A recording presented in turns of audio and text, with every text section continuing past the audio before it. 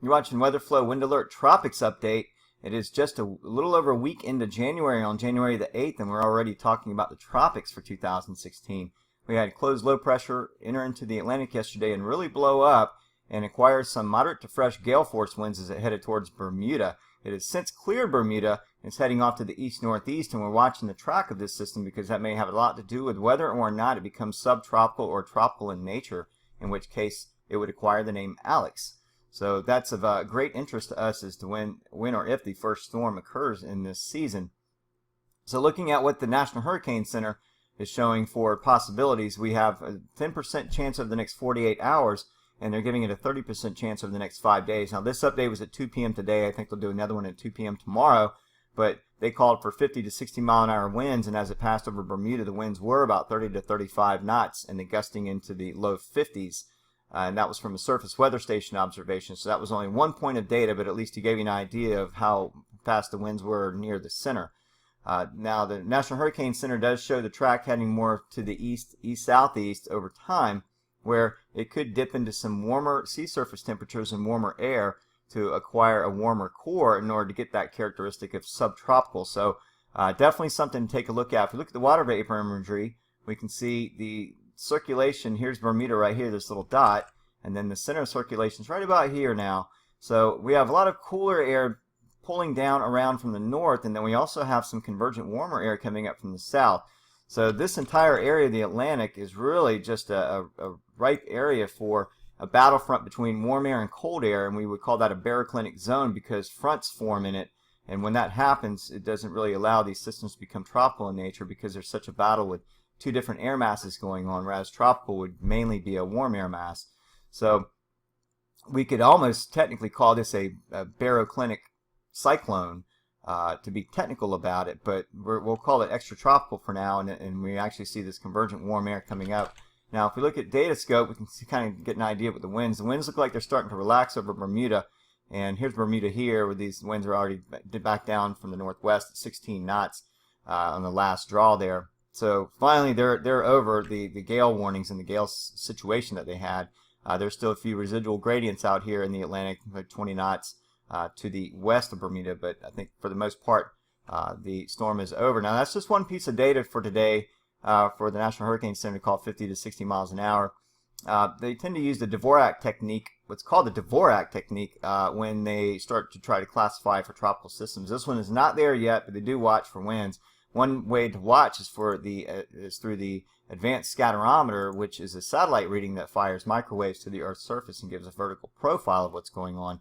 So if we take a look at one of these slices of what the satellites bring, you can see the circulation around the center. The center is definitely holding its own.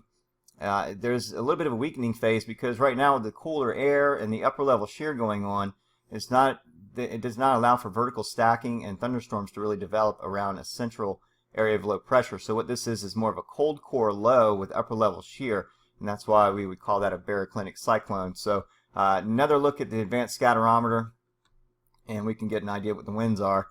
The winds are probably about 35 to 45 knots from what I can see in these readings, and that means that this storm is going through a little bit of a weakening phase right now. It probably has a lot to do with a lot of the cloud tops being pulled off to the northeast, and we can definitely see that in the water vapor imagery here with this giant swath of upper level clouding being pulled off to the northeast.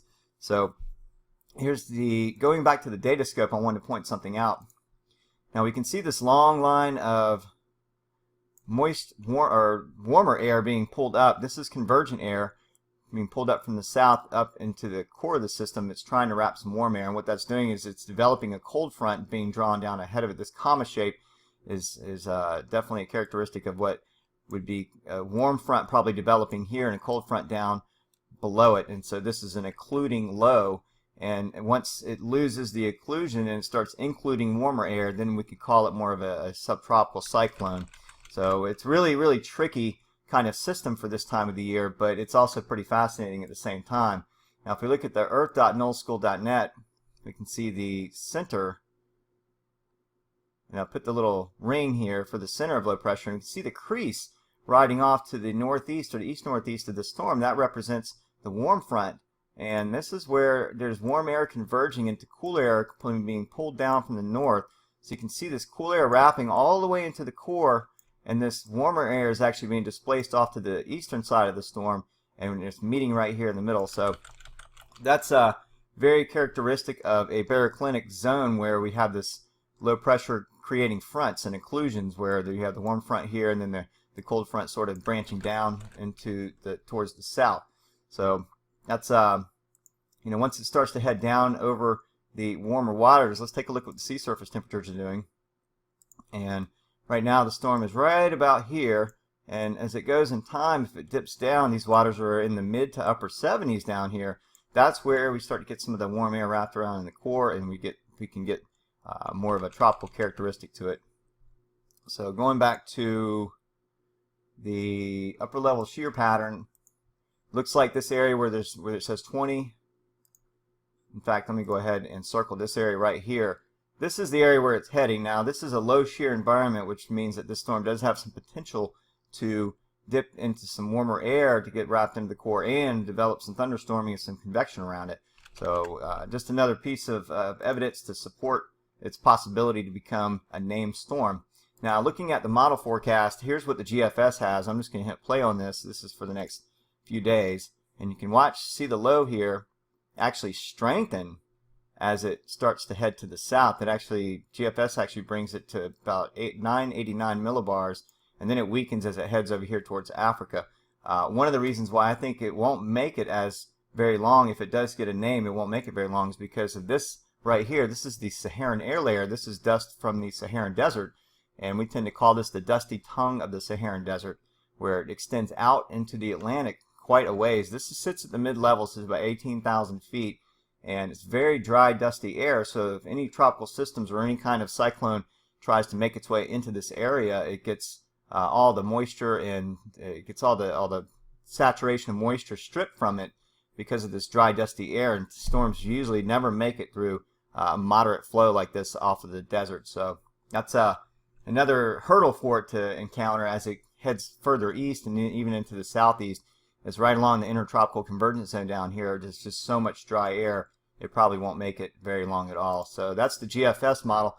Now, if we look at the Euro model, I think the Euro model was pretty much in agreement with that. This is from the 12 o'clock run today, and we'll run that forward 24 hours, and then we go into 48 hours, 72, 96 hours, and you can see where it actually starts to fall apart. But it does go through a little bit of a strengthening phase over the next 48 to 72 hours, and then it starts to weaken again. So, and both models do take the storm up to the north and to the east, and possibly over into Europe. It probably is a weaker low. It may go through some phases up and down, but I think we're pretty much done with it at that point. No chance of it heading to the south and back towards the coast.